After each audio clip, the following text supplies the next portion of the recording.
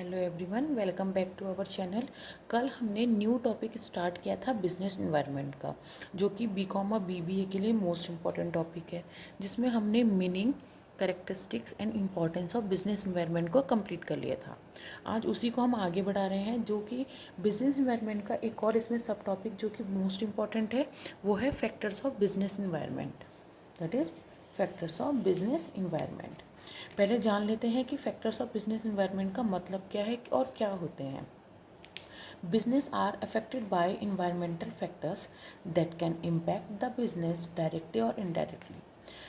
Environmental ऐसे factor, ऐसे कारक हमारे इन्वायरमेंट के, जो हमारे बिजनेस को डायरेक्टली या इनडायरेक्टली क्या करती है, हमारे उस पर इम्पैक्ट डालती है। The environmental factors affecting business are classified into two broad categories. जितने भी हमारे environmental factors होते हैं उनको हम दो पार्ट्स में डिवाइड करते हैं। फर्स्ट है internal factors और सेकंड है हमारा external factors. Internal factors directly affect businesses. जो इंटरनल फैक्टर होते हैं वो डायरेक्टली हमारे बिजनेस पर प्रभाव डालते हैं, while external factors indirectly affect the operation of business. और जो एक्सटर्नल फैक्टर होते हैं वो इनडायरेक्टली क्या करते हैं, हमारे बिजनेस के संचालन पर प्रभाव डालते हैं। तो जो हमारा फर्स्ट टाइप है इंटरनल फैक्टर, पहले उसके बारे में जान लेते हैं। Internal environment factors have a direct impact on the individual organisation.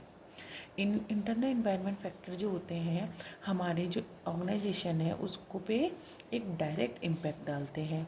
The organisation has some control over internal factors.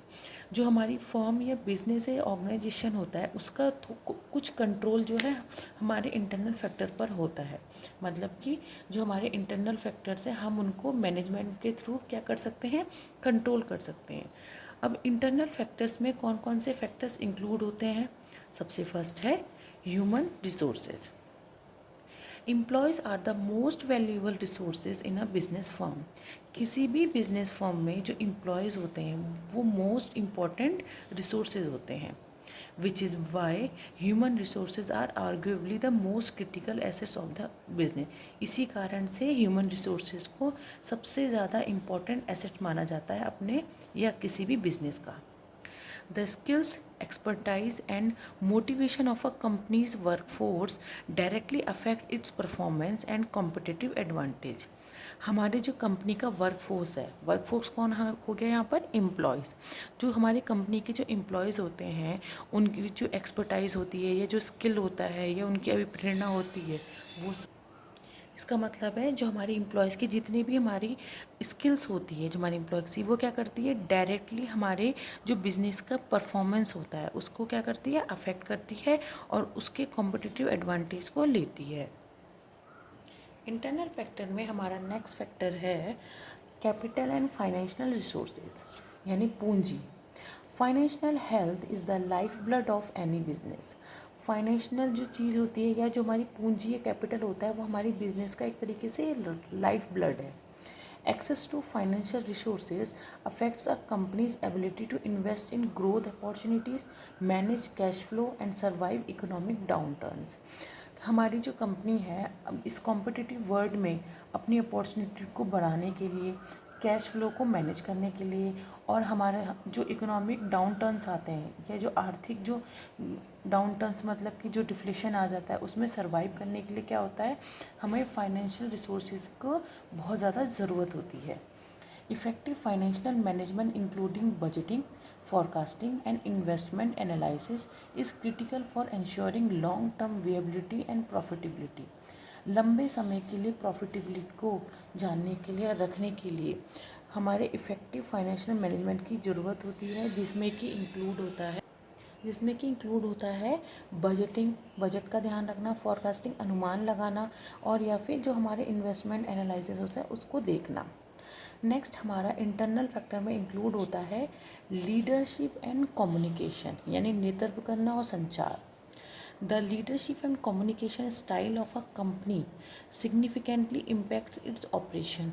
जो हमारे कंपनी की जो लीडरशिप होती है या नेतृत्व करने वाला या कम्युनिकेशन स्टाइल होता है वो क्या करता है, बहुत इंपॉर्टेंट इम्पैक्ट डालता है हमारे बिजनेस के ऑपरेशन पर। Leadership determines the strategic direction and influence employee morale. जो लीडरशिप होती है वो हमारे जो बिजनेस की डायरेक्शन होता है उसको स्ट्रेटेजिक करता है और हमारे एम्प्लॉयज़ के मनोबल पर इफ़ेक्ट डालता है। Effective internal communication ensures that everyone in the organization is aligned with its goals and its strategies. Internal communication, बहुत प्रभावशाली जो कम्युनिकेशन प्रक्रिया होती है वो सुनिश्चित करती है कि हर कोई ऑर्गेनाइजेशन के गोल के साथ अलाइन है या नहीं। Business must establish clear communication channels and practices to keep employees informed, engaged and motivated. Business क्या करता है, हमें बिज़नेस के लिए क्या चाहिए, क्लियर कम्युनिकेशन चैनल चाहिए जिससे कि हमारे एम्प्लॉयज़ क्या रह सके, इन्फॉर्म्ड रह सकें, एंगेज रह सके अपने वर्क में और मोटिवेटेड रह सके टूवर्ड्स देयर गोल्स। नेक्स्ट हमारा इंटरनल फैक्टर है ऑर्गेनाइजेशनल कल्चर। हमारे ऑर्गेनाइजेशन का जो कल्चर है, संस्कृति है वो। Organisation culture known as the backbone of a business firm. Organisation culture को क्या कहा जाता है, हमारे फर्म का या बिजनेस का backbone. One must never ignore the importance of organisation culture. कोई भी हमारी जो ऑर्गेनाइजेशन कल्चर है या जो हमारी संस्कृति है उसकी इम्पोर्टेंस को कोई भी बिजनेस क्या है वो उसको इग्नोर नहीं कर सकता। आगे है, a business values beliefs and behaviours towards its employees will interact with in and outside the organisation. हमारे बिजनेसेस की जो वैल्यूज़ होते हैं, जो बिलीव्स होते हैं और जो बिहेवियर होते हैं अपने एम्प्लॉयज़ के प्रति, वो क्या करते हैं, इंटरैक्ट करते हैं हमारे आउटसाइड द ऑर्गेनाइजेशन के साथ। A positive culture fosters team work, encourages innovation and enhances employee satisfaction leading to higher productivity and retention rates. एक हमारे जो बिजनेस का जो एक पॉजिटिव कल्चर होता है यानी सकारात्मक जो संस्कृति होती है वो टीम वर्क को क्या करती है, प्रभावित करती है, इनोवेशन को क्या करती है, आगे बढ़ाती है और हमारे एम्प्लॉयज़ के सेटिस्फेक्शन पर ध्यान देती है जिससे कि हमारी प्रोडक्टिविटी क्या हो सके, हायर हो सके। जितने भी हमने internal factors of business environment को देखें उसको एक फ्लो चार्ट के थ्रू देखते हैं। Internal factor of business environment, जिसमें हमने फर्स्ट देखा था human resources, second is capital and financial resources, third is leadership and communication style, last is organisational culture. आगे है external factors of business environment. External factors क्या हैं? External factors affect the company's operation but are not under the control of the management. External factors अब हमारे company के जो operation है उनका संचालन करते हैं लेकिन वो हमारे मैनेजमेंट के कंट्रोल्स में नहीं आते हैं, हम उनको कंट्रोल नहीं कर सकते, जहाँ पे हम इंटरनल फैक्टर्स को कंट्रोल कर सकते हैं। The external factors can have a significant effect on how the company operate. हमारे जो एक्सटर्नल फैक्टर हैं उनका एक बहुत इंपॉर्टेंट रोल होता है, वो इफ़ेक्ट डालते हैं कि हमारी कंपनी का ऑपरेशन कैसे चल सकता है, ये कैसे होगा। एक्सटर्नल फैक्टर में फर्स्ट फैक्टर है economic factors. The countries economy is the first and the most important external factor that affects a business the most. हमारी कंट्री की जो इकोनॉमी होती है, हमारी देश की अर्थव्यवस्था, वो सबसे पहला और मोस्ट इम्पॉर्टेंट एक्सटर्नल फैक्टर है जो कि हमारे बिजनेस को प्रभावित करता है। When the economic goes down, external factors like inflation and interest rates increase and GDP growth adversely affects business. जब हमारी कंट्री की जो इकोनॉमी होती है, अर्थव्यवस्था होती है, जब वो नीचे चली जाती है तो जो हमारा एक्सटर्नल फैक्टर है जैसे कि इन्फ्लेशन और जो हमारा इंटरेस्ट रेट होता है वो क्या होता है, इंक्रीज़ हो जाता है। और जो जीडीपी का मीन्स ग्रॉस डोमेस्टिक प्रोडक्ट की जो ग्रोथ रेट है वो क्या करती है, हमारे बिजनेस पे अफेक्ट डालती है। सेकेंड हमारा एक्सटर्नल फैक्टर है legal and political factors. The legal and regulatory environment significantly impacts business operation.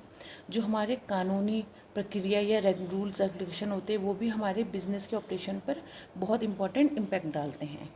Laws related to taxation, employment, environmental protection and intellectual property rights shapes business practices and strategies.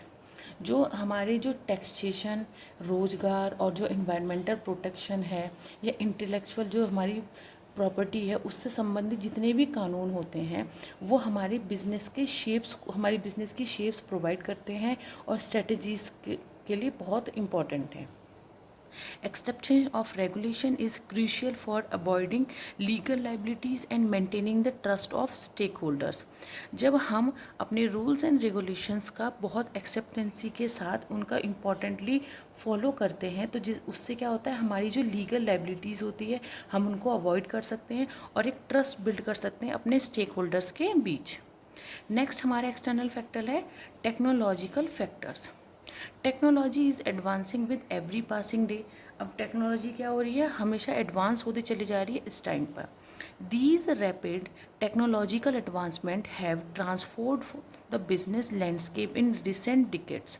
अभी क्या है, जितनी भी हमारी technological development हो रहे हैं या एडवांसमेंट जो हो रहा है उनमें वो हमारे बिजनेस की जो रूपरेखा है उसको क्या कर रहे हैं, चेंज कर रहे हैं पास्ट फ्यू डिकेड्स से।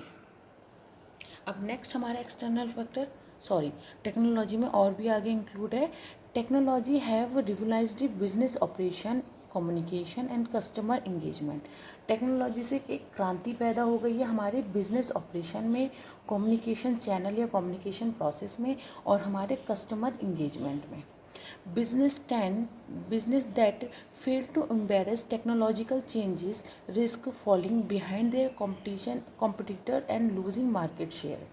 अगर कोई बिजनेस टेक्नोलॉजिकल जो चेंजेस होता है उनको क्या कर देता है, नज़रअंदाज कर देता है, तो उससे क्या होता है, जो उनका कॉम्पिटिटर्स होते हैं मार्केट में, जो उनका कंपटीशन होता है और वो मार्केट शेयर वो क्या होता है उसमें गिरावट आने लग जाती है। नेक्स्ट हमारा एक्सटर्नल फैक्टर है सोशल फैक्टर।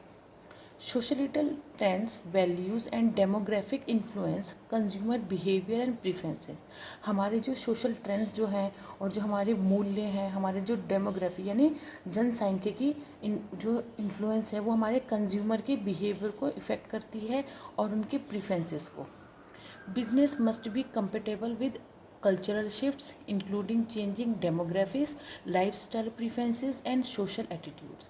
हमारा जो बिज़नेस है वो कंपेटिवली क्या हो जाता है, कल्चरल जो शिफ्ट्स होते हैं और जो हमारे डेमोग्राफी में चेंजेस आते हैं और जो हमारे कस्टमर के जो लाइफस्टाइल प्रेफरेंसेस होते हैं और सोशल एटीट्यूड जो होते हैं वो क्या रहता है हमारा, इसकी वजह से क्या होता है हमारे बिजनेस में इफ़ेक्ट पड़ता है। Failure to understand and adapt to socio-cultural dynamics can lead to product obsolescence and decline market relevance।